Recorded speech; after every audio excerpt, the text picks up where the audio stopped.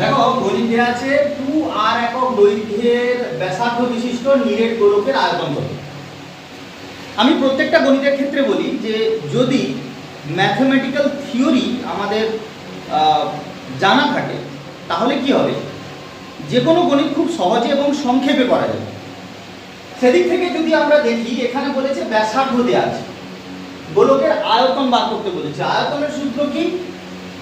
4/3 পাই আর Q. ব্যাসার্ধ দেওয়া আছে 2r, তাহলে এখানে আমরা কি পাবো? 4/3 ইন্টু 22/7 গুণিতক 2r তার হোল কিউব। তাহলে 4/3 গুণিতক 22/7 গুণিতক 2 দুগুণে 4 দুগুণে 8 আর তাহলে পাচ্ছি কি? দেখো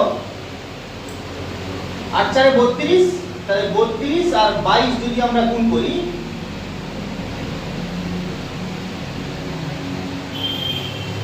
$704। তাহলে উপরে থাকছে 704, নিচে হচ্ছে 21 আর কি।